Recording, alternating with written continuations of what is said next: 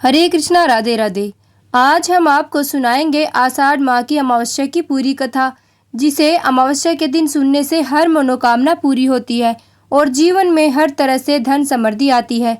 आपसे प्रार्थना है कि कथा पूरी अवश्य सुने, क्योंकि अधूरी कथा सुनने से पाप लगता है। हाथ में दक्षिणा अवश्य रखें, क्योंकि खाली हाथ कथा नहीं सुनी जाती है। और कथा की शुरुआत से पहले हमारे चैनल को सब्सक्राइब करके एक बार कमेंट में दिल से हर हर महादेव अवश्य लिखें। आइए अब शुरू करते हैं आषाढ़ अमावस्या की कथा। श्री गणेशाय नमः। हिंदू पंचांग के अनुसार आषाढ़ माह हिंदू वर्ष का चौथा महीना होता है। इस महीने की समाप्ति के बाद वर्षा ऋतु प्रारंभ हो जाती है। आषाढ़ अमावस्या को दान, पुण्य व पितरों की शांति के लिए किए जाने वाले धार्मिक कार्य विशेष फलदायी होते हैं। ये अमावस्या किसानों के लिए भी विशेष महत्व रखती है, क्योंकि इस दिन हल और खेती में उपयोग होने वाले उपकरणों की भी पूजा होती है। इसीलिए इसे हलहारिणी अमावस्या भी कहा जाता है। इस दिन किसी भी महत्वपूर्ण वस्तु की खरीदारी या बिक्री भूलकर भी नहीं करनी चाहिए। साथ ही इस दिन अपने द्वार पर आए निर्धन या याचक को अपने घर से इस दिन खाली हाथ नहीं लौटाना चाहिए। इस दिन किसी को भी कटु शब्दों का प्रयोग नहीं करना चाहिए, न ही इस दिन मांस मदिरा का सेवन करना चाहिए। आइए कथा शुरू करते हैं। एक समय की बात है, काशी के पास एक राजा राज्य करता था, जिसकी 2 रानियां थी। बड़ी रानी राजा को बहुत प्रिय थी। वो दिन रात राजा के साथ ही रहती थी, जबकि छोटी रानी को राजा कभी भी पति का सुख और प्रेम नहीं देता था, क्योंकि छोटी रानी बहुत ही धार्मिक स्वभाव की थी। वो प्रतिदिन घंटों घंटों तक भगवान के ध्यान, पूजा, जप में लीन रहती थी।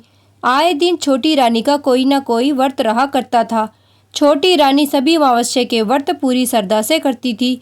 वो अमावस्या के दिन बड़ के पेड़ की पूजा करने जाती थी और कोरे कलश में जल भरकर वट वृक्ष के पास रखती थी। साथ ही वो 4 देसी घी से चुपड़ी रोटियां, दूध, दही, छाछ और गुड़ भी वट वृक्ष के नीचे रखकर आती थी।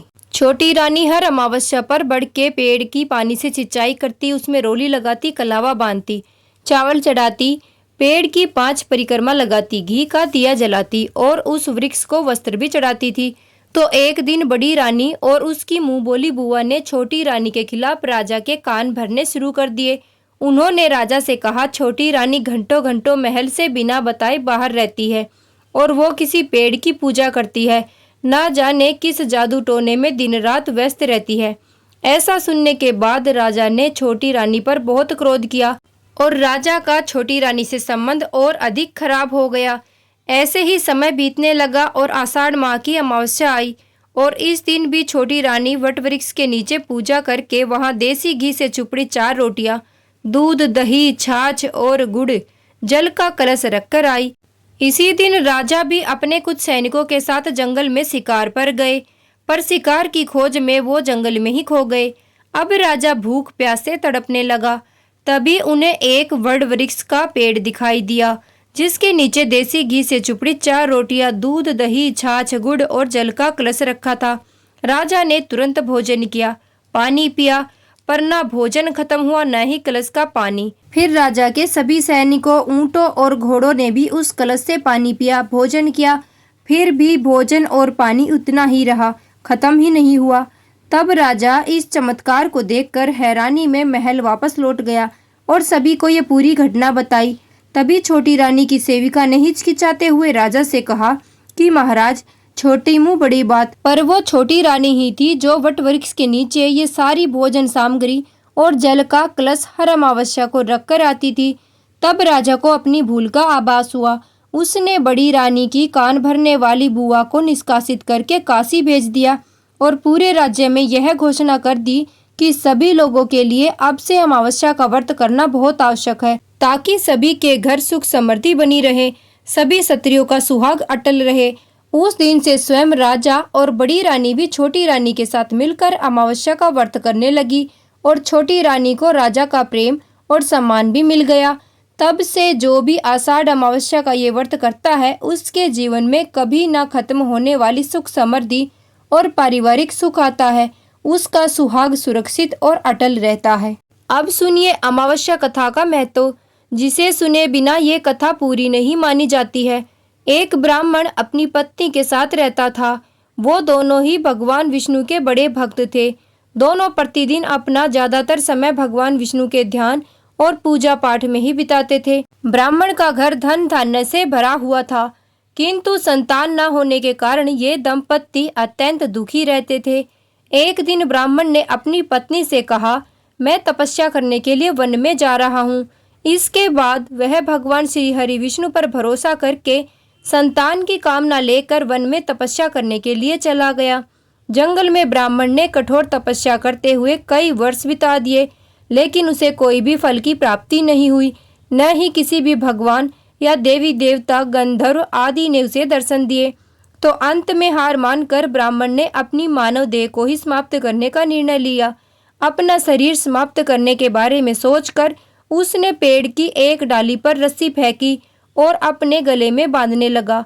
तभी वहां पर सुख अमावस्या प्रकट होकर बोली, हे ब्राह्मण, तुम्हारे भाग्य में 7 जन्मों तक कोई भी संतान नहीं लिखी हुई है, किंतु मैं तुम्हारी तपस्या और त्याग से प्रसन्न हूँ, अतः मैं तुम्हारा भाग्य बदलती हूँ। इसीलिए मैं तुम्हें 2 कन्याओं की प्राप्ति का वरदान देने आई हूँ, यानी तुम्हारे घर 2 पुत्रियों का जन्म होगा।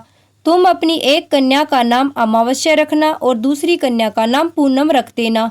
तुम घर जाकर अपनी सत्री से कहना कि वह 1 वर्ष तक अमावस्या का व्रत रखे और अमावस्या के दिन 1 कटोरी चावल भरकर उस पर दक्षिणा रखकर दान कर दे।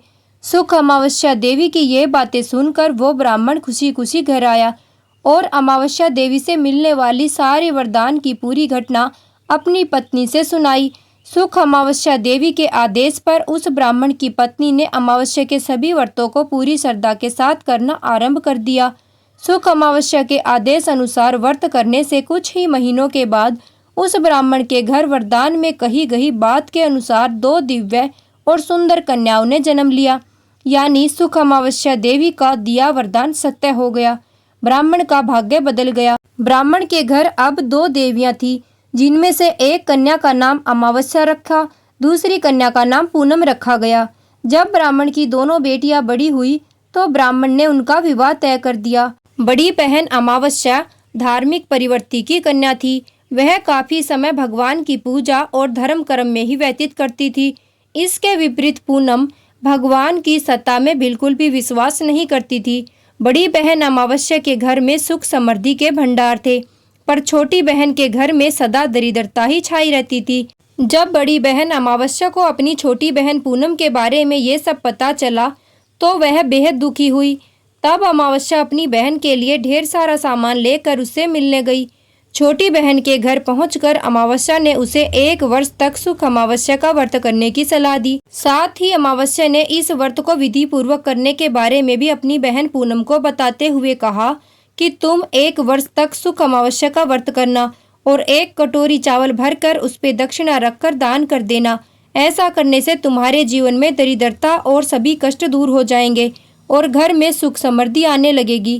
पूनम ने अपनी बहन अमावस्या की ये बातें मानते हुए बिल्कुल ऐसा ही किया, जिसके बाद 1 ही साल के भीतर अमावस्या व्रत की कृपा से पूनम का घर धन धान्य से भर गया और उसके घर में एक सद्गुणों वाले बेटे ने जन्म लिया। इस प्रकार से जो भी विधि पूर्वक इस अमावस्या का व्रत करता है उसके घर में सुख समृद्धि आती है। ओम पितृदेवताय नमः। राधे राधे।